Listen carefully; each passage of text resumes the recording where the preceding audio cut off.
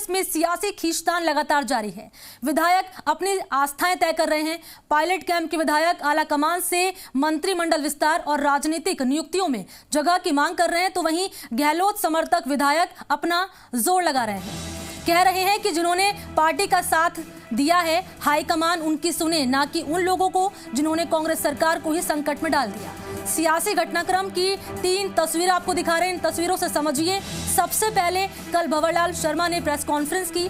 कभी पायलट के साथ रहे भंवरलाल शर्मा ने गहलोत के प्रति आस्था यहां पर जताई। साफ तौर पर कहा कि अशोक गहलोत मेरे नेता हैं, पायलट को भी गहलोत को नेता मानना ही पड़ेगा।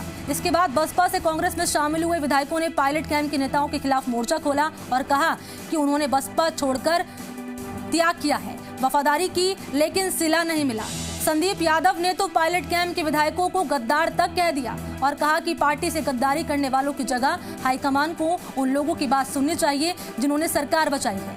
इसके बाद पायलट कैंप के राकेश पारिक और मुकेश भाकर ने प्रेस कॉन्फ्रेंस की और गद्दार कहने के मुद्दे पर सवाल खड़े कर दिए। जवाब देते हुए कहा कि दल बदलू, हमें ना सिखाएं कि क्या करना है। साफ कह दिया कि आलाकमान से हक की मांग करना गलत नहीं है। पायलट साहब का भी सम्मान करता हूँ। पायलट साहब युवा नेता है, हमारे नेता है। पायलट साहब ने कभी ये नहीं कहा कि मुझे ये बनाओ और ये बनाओ। उन्होंने जो उनके साथ थे उन लोगों की जरूर पैरवी की। फिर मेरी समझ में कुछ छोटे लोग हैं, वो बड़े पदों पे आ गए, जिससे पार्टी को नुकसान होने जा रहा है। सचिन पायलट ने साफ कर दिया कि मैं बीजेपी में नहीं जा रहा हूँ, और बाकी तो सचिन पायलट साहब अपनी बात वो जाने, बाकी मेरी बात मैं जानूं। पर उन्होंने स्पष्ट कर दिया कि मैं बीजेपी में नहीं जा रहा हूं, नहीं जा रहा हूं, नहीं जाएंगे। पार्टी को हम लोगों ने, कांग्रेस पार्टी को, कांग्रेस की सरकार को स्थिर किया। एक तरफ हम इतना बड़ा त्याग दे रहे हैं, वहीं दूसरी तरफ जैसा कि गुड्डा साहब ने कहा कि हम लोगों को दूसरी निगाह से देखा जा रहा है। ये बड़ा दुर्भाग्यपूर्ण है कि यहाँ से ऐसे 10-20 लोग चले जाते हैं और फिर तफरी करके वापस आ जाते हैं, फिर उनका स्वागत हो जाता है। ये भी बहुत टाइम नहीं कहते। अगर हम 10 और 6 लोग नहीं होते, 19 लोगों के जाने के बाद तो बहुमत तो खत्म हो ही गया था। तो उन लोगों की वजह से जो सरकार गिर चुकी थी, वो बार बार एक बात कहते हैं कि कांग्रेस पार्टी का हाईकमान कांग्रेस कार्यकर्ताओं की सुना। किन कार्यकर्ताओं की बात कर रहे हैं? गद्दार। अब आप बताओ, गद्दार वो है हम में कांग्रेस में राज के लिए घुसे, वो घुस के हमें आज उनके कुलबुली लग रही है कि हमें मंत्री पद का क्या हो गया, ये वापस आ गए। हम गए कहाँ थे?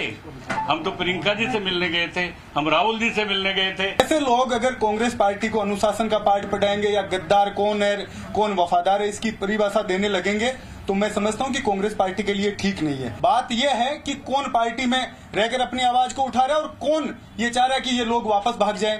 क्यों? ये सब चीजें मुख्य रूप में मुद्दा है।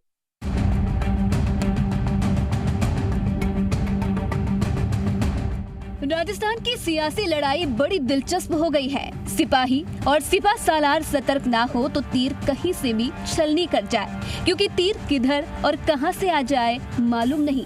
कल तक खामोश रहने वाले हवा का रुख देखकर अब मुखर हो गए हैं। वहीं दूसरी ओर गलबहियां डालकर घूमने वाले भी अब हाथ छुड़ाकर पाला बदलते दिख रहे हैं। बीएसपी के टिकट पर चुनकर आए 6 विधायकों ने पिछली मर्तबा गहलोत का साथ दिया और उनकी सरकार को मजबूत किया था। आज वो उसका न्यौछावर मांग रहे हैं। 6 में से 4 विधायकों ने मीटिंग के बाद प्रेस कॉन्फ्रेंस कर अशोक गहलोत और कांग्रेस हाईकमान को पुराने दिनों की न सिर्फ याद दिलाई, बल्कि उसके एवज में उन्हें उचित पुरस्कार नहीं मिला, इसकी शिकायत भी दर्ज कराई है। कि यहाँ से ऐसे 10-20 लोग चले जाते हैं और फिर तफरी करके वापस आ जाते हैं, फिर उनका स्वागत हो जाता है। ये भी बहुत टाइम नहीं कहते। अगर हम 10 और 6 लोग नहीं होते, 19 लोगों के जाने के बाद तो बहुमत तो खत्म हो ही गया था। तो उन लोगों की वजह से जो सरकार गिर चुकी थी, वो बार बार एक बात कहते हैं कि कांग्रेस पार्टी का हाईकमान कांग्रेस कार्यकर्ताओं की सुना। किन कार्यकर्ताओं की बात कर रहे हैं? उन लोगों के फोन से काम हो जाते हैं, और जिन लोगों ने सरकार को बचाया उन लोगों पर भी इतना ध्यान नहीं दिया जाता, तो उनका भी ध्यान देना चाहिए, उनके भी काम करने चाहिए। एक तरफ हम इतना बड़ा त्याग दे रहे हैं, वहीं दूसरी तरफ जैसा कि गुड्डा साहब ने कहा कि हम लोगों को दूसरी निगाह से देखा जा रहा है। ये बड़ा दुर्भाग्यपूर्ण है। बीएसपी से कांग्रेस में आए विधायकों ने पायलट खेमे पर गद्दारी की तोहमत लगाई तो पायलट खेमे ने इसका जोरदार प्रतिकार किया।